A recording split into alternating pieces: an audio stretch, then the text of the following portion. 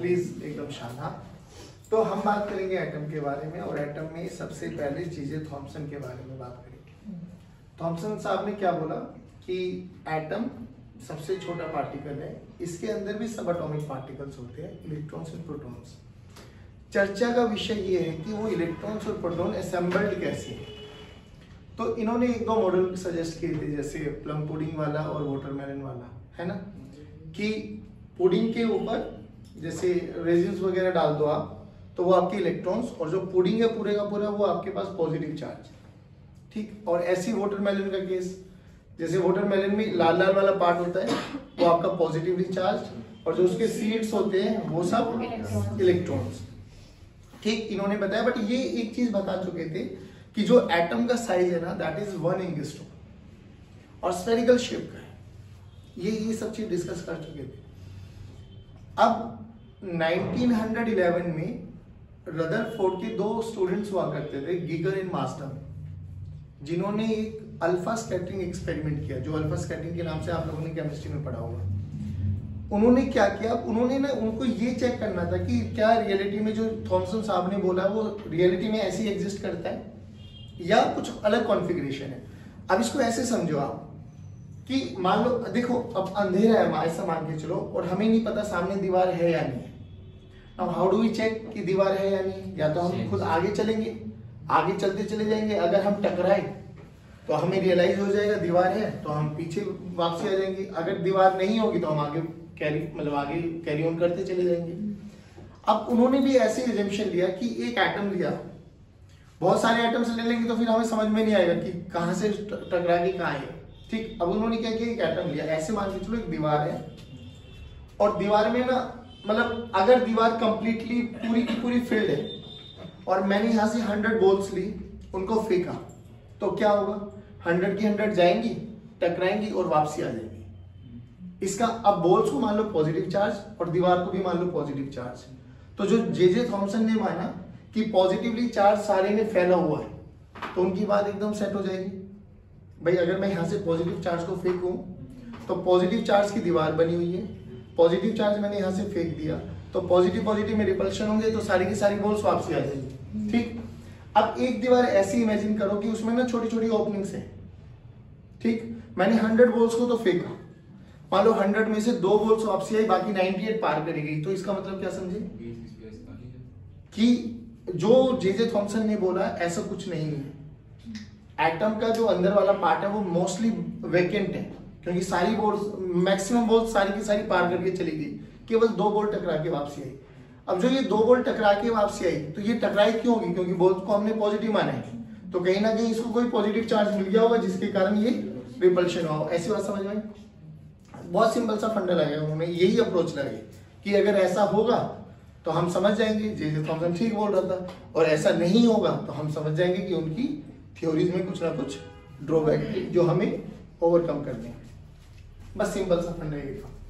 तो इन्होंने एक एटम लिया, एक गोल्ड फाइल, जिसका साइज था 2 × 10⁻⁷ मीटर, बहुत छोटा सा। गोल्ड फाइल ऐसे समझ के चलो, जैसे अपन ये काजू कतरी नहीं खाते, उस पे सिल्वर फाइल होती है, बहुत पतली ट्रांसपेरेंट है ना। अच्छा, इसकी थिकनेस में भी ठीक है, 2 × 10⁻⁷ की थिकनेस देखो, बिल्कुल ना के बराबर, नेग्लिजिबल। 1 माइक्रोमीटर समझ सकते हो ना, बिल्कुल नेग्लिजिबल। तो एक गोल्ड फाइल ली उन्होंने, हाँ ये, इस गोल्ड फाइल के चारों तरफ इन्होंने जिंक सल्फाइड की कोटिंग कर दी बेटा। ये जिंक सल्फाइड की कोटिंग करने का क्या लॉजिक था, क्योंकि हम इलेक्ट्रॉन प्रोटॉन्स को नहीं देख पाते भाई। अल्फा पार्टिकल देखे कभी तुमने, प्रोटॉन्स देखे, इलेक्ट्रॉन्स देखे नहीं, तो हम उनके होने वाले रिजल्ट्स को तो पता लगा सकते हैं। तो बेसिकली क्या किया उन्होंने, यहाँ पर है ना एक बिस्मिथ, एक रेडियो एक्टिव एलिमेंट लिया।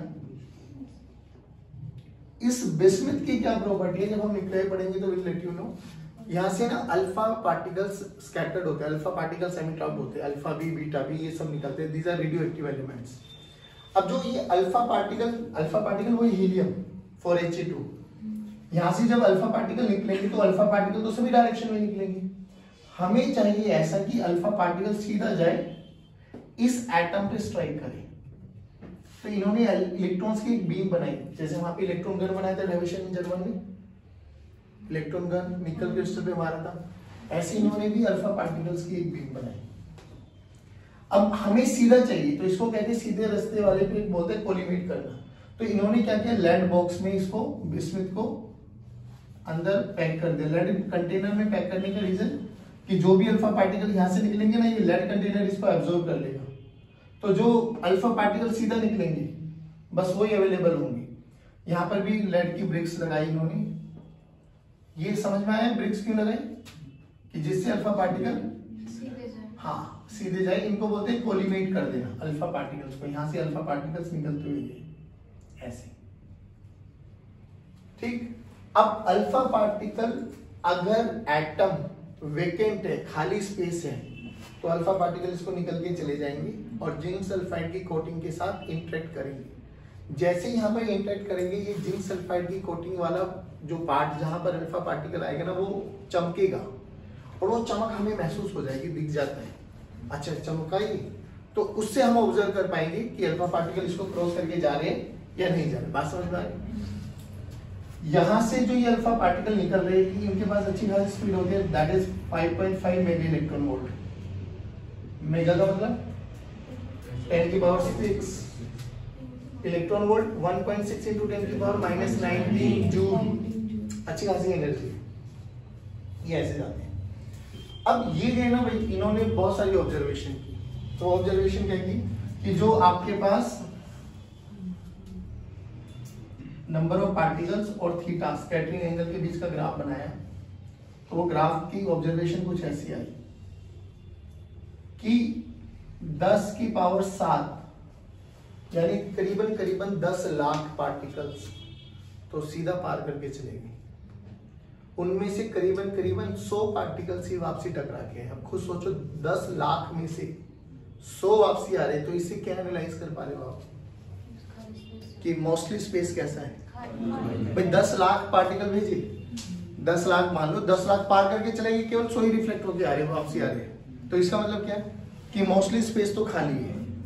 तो जो जे थॉमसन का वो प्लम पुडिंग वाला वाटरमेलन सीड्स वाला वो कॉन्सेप्ट था, वो तो फेल होता दिखाई दे रहा था। तो देखा इन्होंने, और कुछ एक पार्टिकल मतलब डिफ्लेक्शन दिखाई दिया बहुत पार्टिकल ने, 0.14 शायद ऐसा कुछ परसेंटेज था जो 1 डिग्री पर यहाँ पर पार करके चला गया। एक आधा पार्टिकल ऐसा भी था जो 180 डिग्री पर भी डेविएट होते हुए दिखाई दिया। 180 डिग्री का मतलब समझे आप लोग, अभी हाँ बाउंस बैक करके दिखाई दिया। ऐसे खूब बहुत सारी ऑब्जर्वेशन देखी। तो इन ऑब्जर्वेशन के आधार पर रदरफोर्ड ने कुछ वो बोला कि भैया मोस्टली स्पेस जो है एटम में वो एम्प्टी है। जो पॉजिटिव चार्ज पार्टिकल्स हैं वो एक कंडेंस फॉर्म में एक ही जगह रखे हुए हैं। अब तुम्हारे दिमाग की घंटी बज जानी चाहिए, सारे पॉजिटिव चार्ज पार्टिकल एक ही जगह कैसे हो सकते हैं, क्योंकि पॉजिटिव पॉजिटिव में तो रिपल्शन होता है सर, ये तो अभी तक हम पढ़ के आए थे। तो यहाँ पर एक नए फोर्स का जन्म होता है जिसको हम बोलते हैं न्यूक्लियर फोर्स। अब ये न्यूक्लियर फोर्स हम न्यूक्लियाई में पढ़ने वाले, बट अभी के लिए दिमाग में ये क्वेश्चन आ जाना चाहिए कि हाउ इट इज पॉसिबल कि बहुत सारे पॉजिटिव चार्ज पार्टिकल्स एक ही जगह इकट्ठे कंडेंस फॉर्म में। अच्छा, जो ये साइज ऑफ न्यूक्लियस देखा गया दैट इज 10⁻⁻15, इसको बोलते हैं 1 फर्मी। 10 की पावर -15, देखो कितना छोटा सा स्पेस है ना। और उसमें जितने भी प्रोटॉन्स हैं वो सारे के सारे एक साथ इकट्ठा रखे हुए हैं। अब पूछा गया इलेक्ट्रॉन्स का है, तो बोला गया इलेक्ट्रॉन्स जो है ना उसके चारों तरफ घूम रहे हैं, इलेक्ट्रॉन उसके चारों तरफ घूम रहे हैं। अच्छा, ये सब रदरफोर्ड ने बोल दिया, ऑब्जर्वेशन थी सारी की सारी। तो ये कुछ ऑब्जर्वेशन पॉइंट आप लोगों को किताबों में मिल जाएंगे कि 8000 में से एक पार्टिकल रिफ्लेक्ट बैक होके आया, मोस्टली स्पेस एम्प्टी था, positive charge particle condense form में एक ही जगह रखे हुए इलेक्ट्रॉन्स ऐसे घूम रहे हैं। ये सब ऑब्जर्वेशन हम लोगों ने देखा। अब इस ऑब्जर्वेशन के बाद ना कुछ 2-3 बेसिक टर्म्स थी, वो देख लो। एक कि मान लो अगर ये हमारे पास न्यूक्लियस है, हाँ इसको न्यूक्लियस बोला गया बच्चों, पॉजिटिव चार्ज पार्टिकल जहां कंडेंस फॉर्म में रखे हैं दैट इज न्यूक्लियस। अब ये न्यूक्लियस है, अब इस न्यूक्लियस पे कितना चार्ज, तो देखो प्रोटॉन और न्यूट्रॉन होते हैं न्यूक्लियस में। कौन कौन होते हैं? अब प्रोटॉन तो पॉजिटिवली चार्ज है और न्यूट्रॉन न्यूट्रल है, तो सारा चार्ज किसका होता है? प्रोटॉन्स का। अब कितने प्रोटॉन है? 2 प्रोटॉन हुए तो 2 चार्ज, मतलब 2 प्रोटॉन पे चार्ज ई होता है। अगर 2 प्रोटॉन है तो 2e, 3 प्रोटॉन है तो 3, 4 है तो हम इसको नॉर्मली एक लैंग्वेज में रिप्रेजेंट करते हैं Z से। तो इस न्यूक्लियस में मान लो Z नंबर ऑफ प्रोटॉन्स है। याद आ गया तुम्हें? आप ऐसे लिखते थे किसी भी एटम को, है ना? हाँ, तो Z is represents what, number of protons. जितने भी प्रोटॉन्स है, चाहे वो 1 हो, चाहे वो 2 हो, चाहे वो 3 हो, हाइड्रोजन लाइक एटम के लिए ये हाइड्रोजन के लिए 1 हो जाएगा, हाइड्रोजन लाइक एटम के लिए 2 एंड 3 भी हो जाएगा, है ना। तो ये इस पे चार्ज कितना बाबा, E, ध्यान रखना ये न्यूक्लियस पे चार्ज है Z into E। अब Z की वैल्यू कुछ भी हो, हाइड्रोजन लाइक एटम के बारे में बात चर्चा करेंगे तो हाइड्रोजन के लिए 1, हीलियम के लिए 2, लिथियम के लिए 3, ऐसे होता ना।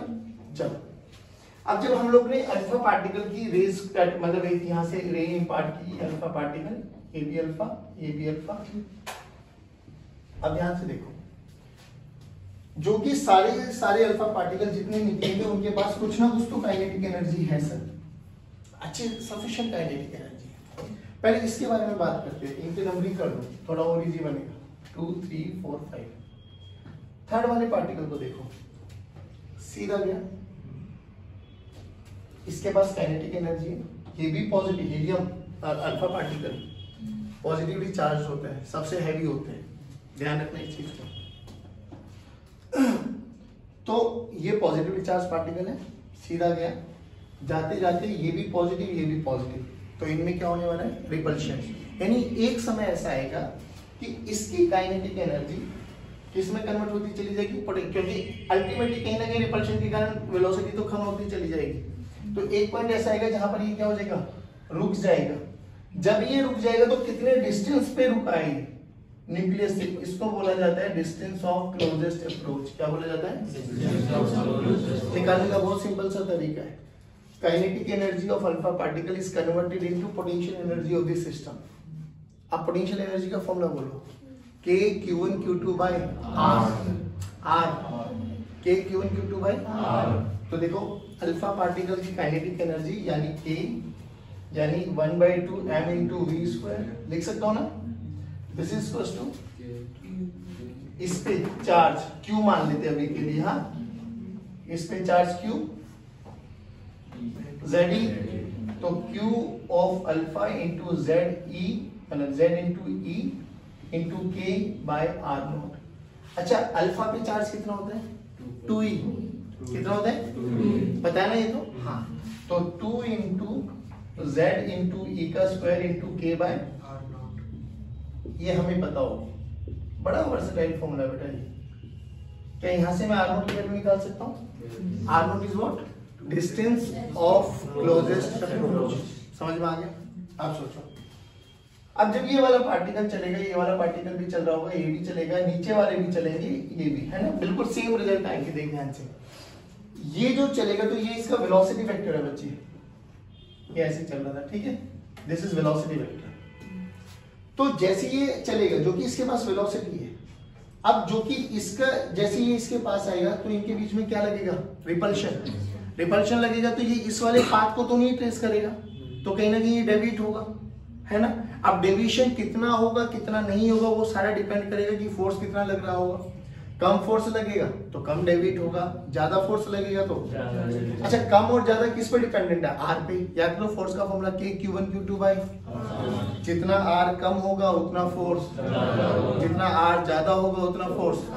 खुद सोच के देख, 1 और 2 के केस में अगर हम कंपैरिजन करें न्यूक्लियस, तो जब ये 2 वाला पार्टिकल यहाँ तक चल के आएगा और जब ये 1 वाला पार्टिकल यहाँ पर चल के आएगा तो किस केस में ज्यादा फोर्स लगेगा, सेकंड वाले में, क्योंकि सेकंड का डिस्टेंस नहीं आया। अब यहाँ पर एक और टर्म डिफाइन की गई जिसको हम बोलते हैं इंपैक्ट पैरामीटर। इंपैक्ट पैरामीटर क्या है, परपेंडिकुलर डिस्टेंस। देखो ये न्यूक्लियस को ज्वाइन करने वाली लाइन है, वेलोसिटी वेक्टर से इसके सेंटर ऑफ द न्यूक्लियस के परपेंडिकुलर डिस्टेंस ड्रॉ कर दो वेलोसिटी वेक्टर पे, this is impact parameter, B represented by B. तो यहाँ से 2 टर्म्स याद रखना, एक डिस्टेंस ऑफ क्लोजेस्ट अप्रोच, एक इंपैक्ट पैरामीटर। अब सुनो हुआ क्या, ये जाना तो सीधा चाहता था, बट जो कि रिपल्शन का फोर्स लगेगा तो ये अपने पास से तो डेविएट होगा। मान लो ये ऐसे चल के ऐसे चला गया, कितने एंगल पे स्कैटर्ड हुआ, this is angle of scattering, this is angle of scattering. बात समझ में आ गई। There is a relation between B and theta, वो रिलेशन देखो, B this is equals to K Z E square cot theta by 2 by kinetic energy. ध्यान से देखना, cot स्क्वायर थीटा बाई 2 है या cot थीटा बाई 2 होता है पक्का? हाँ ये फॉर्मूला है। V this is equal to K कौन सा है 1/4 pi epsilon naught electrostatic constant, K Z square cot theta by 2 by kinetic energy. K ने K को बचा क्या E, ऐसा नहीं हो सकता, ये नीचे क्या है हाँ, कभी K को उड़ा के नीचे बना सर E बच गया ऊपर खत्म, वो K 1/4 पाई एप्सिलॉन नॉट है, ये K काइनेटिक एनर्जी। इतना समझ में आया? अच्छा अब देखो ये इसमें डेविएशन कम होगा, इसमें डिफ्लेक्शन कम होगा क्योंकि फोर्स कम लगेगा। ऐसे नीचे ग्राफ बना सकते हो आप लोग। बात समझ में आ गई? क्या ये रदरफोर्ड के जो एक्सपेरिमेंटल ऑब्जर्वेशन थी ये चीज समझ में आई थोड़ा बहुत? अब इनकी जो ये बेचारे कहाँ फंस गए, ये एक जगह मर गए बेचारे। वैसे इनकी ऑब्जर्व बढ़िया चलते जा रहे थे, गीगर एंड मार्शल काफी हद तक इन्होंने इंप्रूव कर दिया। तो 1911 के आसपास की बात है। इन्होंने क्या बोला कि देखो, इन्होंने अपनी ऑब्जर्वेशन से देखा कि ये न्यूक्लियस है हमारे पास हाँ, जिसमें चार्ज है Z/E और इलेक्ट्रॉन्स ऐसे घूम रहे हैं। अब इन्होंने बोला देखो ये इलेक्ट्रॉन है, ये पॉजिटिव चार्ज है, तो इन पे एक फोर्स ऑफ अट्रैक्शन लगेगा। यानी जो इलेक्ट्रॉन्स है ना, इलेक्ट्रॉन पे एक कॉन्टिन्यूसली फोर्स लगेगा जिसके कारण इलेक्ट्रॉन्स कॉन्टिन्यूसली एक्सेलरेट करेगा। ठीक है, एक्सेलरेट करेगा तो ये क्या करता है, अभी याद करो हम लोगों ने इलेक्ट्रोमैग्नेटिज्म स्टार्ट किया था। जब इलेक्ट्रोमैग्नेटिज्म में हम लोगों ने इलेक्ट्रॉन्स के 3 पार्ट पढ़े थे, मतलब चार्ज के ऊपर रेस्ट पर है, यूनिफॉर्म स्पीड से चलेगा, और जब चार्ज पागल हो जाएगा एक्सेलरेट करेगा। तो वो जब चार्ज एक्सेलरेट करता है तो इलेक्ट्रोमैग्नेटिक वेव्स को जनरेट करता है। क्या दोबारा बोलो इस लाइन को? तो जो रेडियो वेव से लेके गामा रेडिएशन तक जो पूरा का पूरा स्पेक्ट्रम हम पढ़ेंगे, वो सारा का सारा बिकॉज ऑफ चार्जिंग एक्सेलेरेशन होता है। तो उन्होंने बोला बहुत बेसिक सा आइडिया लगाया, देखो चार्ज एक्सेलरेट कर रहा है हाँ, तो कह रहे हैं यहाँ से ना ये इलेक्ट्रोमैग्नेटिक स्पेक्ट्रम इलेक्ट्रोमैग्नेटिक रेज निकालेगा, और ये रेज निकालते निकालते हर एक ऑर्बिट मतलब हर एक रेडियस को इसका जैसे एनर्जी निकलती चली जाएगी, इसका रेडियस कम होता चला जाएगा और ये कोलैप्स कर जाता है। ये थोड़ा उनका ड्रॉबैक आया। उन्होंने बोला कि ये कॉन्टिन्यूसली घूमता रहेगा, एनर्जी को एमिट आउट करता रहेगा, और ये इसका रेडियस लगातार धीरे होता कोलैप्स कर जाएगा। इस कहानी के करीबन 2 साल बाद 1913 के आसपास नील बोर आए। वो भी बेसिकली ये सारे के सारे रदरफोर्ड के ही होते, उसी के अंडर ये अपनी डॉक्टरेट वगैरह कर रहे थे। तो नील बोर ने बोला बाकी तो सब ठीक है, बट जो आपने यहाँ पर बोला ना, ये आपने थोड़ा सा गलत बोल दिया। अब वो नील बोर्स के पोस्टुलेट आए थे। पहला तो पोस्टुलेट वही था कि जो ग्रेविटेशनल मतलब जो इलेक्ट्रोस्टैटिक फोर्स है वो इसको सेंट्रीपिटल फोर्स प्रोवाइड कर रहा है। याद है? देख वहां पर हम लोग यूज करते थे मैग्नेटिक इफेक्ट वाले चैप्टर में, QVB sin theta equals to mv square by r। वहां पर मैग्नेटिक फोर्स रिस्पॉन्सिबल था सेंट्रीपिटल फोर्स प्रोवाइड करने में। यहाँ पर कौन सा फोर्स रिस्पॉन्सिबल है? इलेक्ट्रोस्टैटिक। यानी हम क्या लिख सकते हैं, K Q1 Q2 by r square this is equals to mv square by r।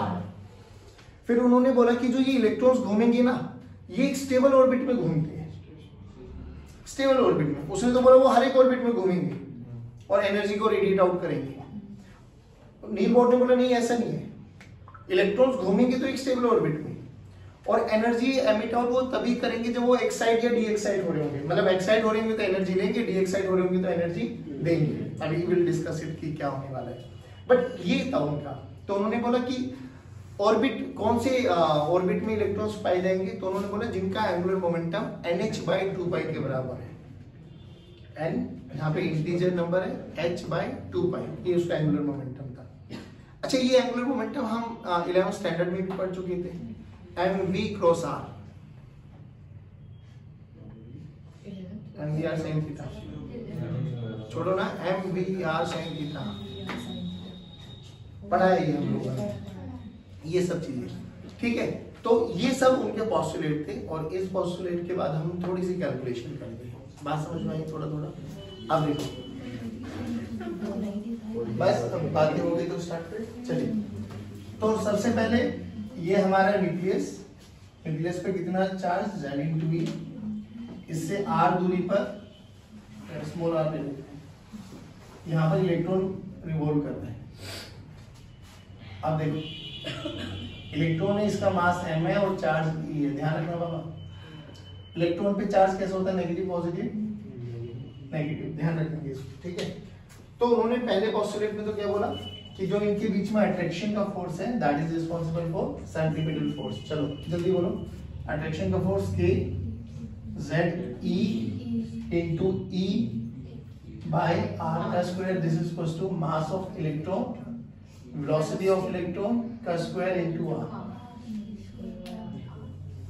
क्या ये चीज समझ में आ गई? पक्का? हाँ। दूसरा पोस्टुलेट बोलो, दूसरा पोस्टुलेट क्या बोला उन्होंने कि जो इलेक्ट्रॉन्स घूमेंगे ना वो स्टेबल ऑर्बिट में घूमेंगे, और स्टेबल ऑर्बिट वो होगा जिसके पास एंगुलर मोमेंटम NH/2π। अच्छा मुझे एक बात बताओ, जब ये सर्कल में घूम रहा है तो इसके पास कोई ना कोई तो वेलोसिटी वेक्टर होगा बाबा। तो what is the relation between velocity vector and R vector? R vector और वेलोसिटी वेक्टर में एंगल हमेशा क्या रहेगा, और किसी भी पॉइंट पर देखो, ठीक है ना। तो जो एंगुलर मोमेंटम होता है 11th स्टैंडर्ड में हम लोगों ने ये भी पढ़ा कि mvr sin थीटा होगा, sin थीटा हमेशा 90 डिग्री, sin 91, तो एंगुलर मोमेंटम हमेशा ये रहेगा mvr। दोनों को इक्वेट करो तो mvr की वैल्यू क्या होगी NH/2π। अब ध्यान से देखना बच्चों, इक्वेशन नंबर 1 इक्वेशन नंबर 2, हमारे पास बेसिकली दो ही वेरिएबल है, दो ही इक्वेशन है। कौन कौन? या तो वेलोसिटी और रेडियस। ध्यान से देख, बाकी सब चीजें कांस्टेंट है। देखो देखो भाई, K कांस्टेंट, Z कौन सा न्यूक्लियस कौन से एटम के बारे में बात कर रहा है उसके न्यूक्लियस वो भी constant, E constant, M constant, तो बचा क्या R और V। तो दो वेरिएबल है, दो इक्वेशन बनानी है। Now what you have to do, elimination method. इसमें से एक बार V की वैल्यू निकाल दो, इसमें पुट कर दो तो R आ जाएगा, यहाँ से R की वैल्यू निकाल लो, इसमें पुट कर दो तो V आ जाएगा। नहीं समझे आप लोग? क्या उसमें से एक में V निकालेंगे तो R आ जाएगा, R की वैल्यू रखेंगे तो V आ जाएगा। चलो रखवा के देखो एक बार, यहाँ से V की वैल्यू बोलो, ये तो खत्म कर सकता हूँ। NH/2π m into R। Very good, NH/2π m into R। चलिए this is your third equation. Now put this third equation in first equation. Put करो बच्चा, KZE²/R, this is equals to m into V का square. सभी बच्चे बोलेंगे तो बहुत अच्छा लगेगा। 4π² m² R², एक R ने R को, R की वैल्यू निकाल लो, R this is equals to m भी कर दो ना, कुछ m भी जा रहा है। हाँ तो जो जा रहा है वो गुस्से में मत बोलो ना भाई, m भी कर दो सर, कैसे? वेरी गुड बेटे, n² h² K ZE² 4π² m। बस R से एक बच्चा, एक तो बच्चा है, इधर भेज देना, वो बस मल्टीप्लाई करके। बहुत बढ़िया। आपके पास मैथ्स है बच्चे? नहीं सर, साइंस है। वेरी गुड, साइंस है। चलो 12वीं में आ गया, आज तक ये नहीं पता साइंस और मैथ्स में क्या डिफरेंस है। नहीं पता, sorry. I am proud of you बेटे। इधर देखो, अच्छा मी टू, अरे मी टू नहीं, अच्छा इधर देखो, H एक कांस्टेंट नंबर है, K कांस्टेंट नंबर है, Z अगर हाइड्रोजन के लिए बात करेंगे तो 1, हाइड्रोजन लाइक एटम के लिए बात करेंगे तो 1 2 3 कुछ भी हो जाएगा, E कांस्टेंट है, 4π² कांस्टेंट है, M कांस्टेंट है। तो यहाँ से देखो एक चीज, R की वैल्यू अगर मैं इन सभी कांस्टेंट को हटाऊं, n² को इधर रखूं और Z को इधर रखो, बाकी ध्यान से देख, h²/KE² 4π² m, ये सब क्या है बच्चा? पक्का? जब इन सब की वैल्यू रखोगे ना तो आपको एक नंबर मिलते हुए दिखाई देगा। अगर हम हाइड्रोजन एटम के बारे में बात करें तो पुट Z की वैल्यू 1, और फर्स्ट ऑर्बिट के बारे में बात करें तो पुट N की वैल्यू 1। तो radius of first orbit r0, ये वैल्यू आती दिखाई देती है 0.53 एंगस्ट्रॉम, 5 to 9 एंगस्ट्रॉम होती है, करीबन हम 0.53 एंगस्ट्रॉम लिख सकते हैं। ये किसकी वैल्यू है? जो ये बबल में बनाया गया है। अगर मुझे nth ऑर्बिट का रेडियस निकालना है तो ये वैल्यू तो बार बार रिपीट होगी, बस क्या चेंज हो जाएगा, n और z। भाई अगर हम हाइड्रोजन लाइक के लिए बात करें तो n की वैल्यू 2 रखते चले जाओ, 3 रखते चले जाओ, 4 रखते चले जाओ, है ना? बात समझ में आ रही है? तो बस nth ऑर्बिट के लिए देखो क्या हो गया, r0 कोई नहीं, किसी के लिए भी बात कर लेना जनरल एटम के लिए, n² z। अब ध्यान से देख, r0 की वैल्यू ये है, जैसे जैसे मैं रेडियस बढ़ाता, नंबर ऑफ ऑर्बिट बढ़ाता जा रहा हूं, n की वैल्यू 1, n की वैल्यू 2, तो रेडियस उसका स्क्वायर टाइम्स बढ़ता चला जा रहा है। नहीं आया इसमें? पक्की बात है? डन? अब सुनो, अब सिमिलरली ऐसे ही काम करो, यहां से v की वैल्यू, r की वैल्यू निकालो, यहाँ पे पुट करो, कर लेंगे आप लोग ये। तो यहाँ से एक रिलेशन आपको दिखाई देगा, वो मैं डायरेक्ट लिख देता हूँ, Vn this is equal to, एक वैल्यू आएगी V0 और ये वाली किसके बराबर आएगी, Z/n। सही बोलो ना? जो V0 की वैल्यू आती है ना, that is C/137 metre per second. रख लो, आप कंफ्यूजन में मत हो, रखो। यहाँ से R की वैल्यू निकालो बेटा, R की वैल्यू उठाओ, यहाँ रख दो, V नीचे आ गया ना। बताओ यहाँ से क्या है R की वैल्यू, NH/2πm/V। सही है? उठा के यहाँ रखो। एक काम करो, इसको इधर ले जाओ, है ना? हाँ, ये यहाँ पे भी रख सकते हैं डायरेक्ट, यही रखो ना डायरेक्ट। तो देखो ये क्या आ गया, NH/2πm/V, this is equal to n²h² KZE² 4π²m। देखो एक n विल कैंसिल आउट, एक h विल भी कैंसिल आउट, कैंसिल होता है, जो भी हो रहा है, जो भी हो रहा है, 2πm कैंसिल आउट, पाई पाई भी परफेक्ट, पाई भी कैंसिल आउट, 2 भी कैंसिल आउट हो रहा है, परफेक्ट। तो यहाँ से v की वैल्यू देखो क्या आ गई, इसको ऊपर पहुंचाओ, उसको नीचे लेके आओ, तो v की वैल्यू आ गई हमारे पास KZE² 2π/n इंटू, सही हो ना? ठीक, अब इसको c से मल्टीप्लाई कर दो, c से डिवाइड कर दो। c is what, speed of light, c is what, ये वाली फॉर्मेट चाहिए ना, तो c से मल्टीप्लाई कर दो, c से डिवाइड कर दो। तो जो देखिए z/n को लगाओ उधर, c से मल्टीप्लाई करके c से डिवाइड कर देंगे, तो जो सारा का सारा फैक्टर बनेगा वो तो ये बन जाएगा 137। ठीक है? और तो वेलोसिटी क्या है, velocity of first orbit is c/137 metre per second. अब सुनो, और nth के लिए निकालना है अगर हमें, तो ये रिलेशन आ जाएगी c/137 Z/n metre per second. देखो ध्यान से, जैसे जैसे आप ऑर्बिट बढ़ाते चले जाओगे, रेडियस तो बढ़ता चला जाएगा स्क्वायर टाइम्स, बट स्पीड घटती चली जाएगी। नहीं आया समझ में? पक्की बात? चलो, अब यहां पर थोड़ा सा कैलकुलेशन और देखो, रेडियस हो गया, वो हो गया। अब मुझे एक बात बताओ, जब ये इलेक्ट्रॉन चल रहा है तो भाई इसके पास काइनेटिक एनर्जी भी है और इसके पास पोटेंशियल एनर्जी भी है। पक्की बात है? काइनेटिक एनर्जी का फॉर्मूला बोलो, half mv, half mv²।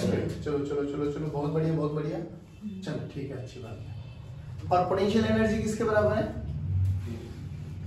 Q1 Q2/r। लेकिन ध्यान रखना, पोटेंशियल एनर्जी एक स्केलर क्वांटिटी है बाबा, तो यहाँ पर Q1 Q2 को विद साइन रखना पड़ेगा। ठीक है? तो K की वैल्यू को K रखो, Q1 हमारे पास Z इंटू E है और Q2 हमारे पास माइनस E है, तो क्या हो गया, minus of ZE² bye R। पहले बताइए समझ में आया क्या? ठीक, अब V की वैल्यू देखो, काम करें, वहां से mv² की वैल्यू डाल दो। हाँ यहाँ से, या तो mv² की वैल्यू उठा के वहां रख दो। ठीक, mv² की वैल्यू उठाओ, रखो वहां पर काइनेटिक एनर्जी में, तो KZE² बाय R। तो काइनेटिक एनर्जी देखो क्या बन गया, 1/2 m इंटू mv² की वैल्यू उठाओ, KZE² बाय R। अब ध्यान से देखो, माइनस का के जेड ई स्क्वायर 1/2 के Z E square by r. ये देखो k Z E square by r, k Z E square by r, ये 1 है, ये हाफ है, तो टोटल एनर्जी क्या हो जाएगा दोनों का समेशन। तो टोटल एनर्जी क्या होगी 3/2 कैसे हो जाएगी भाई, एक माइनस और एक प्लस है, -1 + 1/2 -1/2, तो -1/2 के Z E square by R. अच्छा मुझे बताओ ये -1/2 के जेड स्क्वायर क्या है, काइनेटिक एनर्जी। अरे ध्यान से देखना, ये काइनेटिक एनर्जी तो है। तो total energy is negative of, total energy is negative of kinetic energy. बहुत सारे क्वेश्चंस तो एक एक नंबर के ऐसे ही आ जाते हैं, न्यूमेरिकल लाइन के लास्ट में एक लाइन लिखी रहेगी कि total energy of the system is -13.6 electron volt, find out the kinetic energy. 13.6 total energy का नेगेटिव काइनेटिक एनर्जी है, उल्टा भी बोलो, काइनेटिक एनर्जी का नेगेटिव टोटल, ये समझ में आया। अच्छा एक चीज और बोलो, total energy is negative of kinetic energy. ध्यान से देखने वाली क्या बात है भाई, ये K Z E square by R और माइनस ये तो यू बना, तो हम इसको भी तो लिख सकते हैं kinetic energy, total energy is negative of kinetic energy is u by 2, u by 2। बहुत स्टैंडर्ड इक्वेशन है, ध्यान रखना इस चीज को।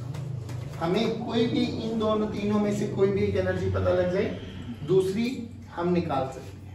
बोलो समझ में आया, पक्की बात, इसको देखो।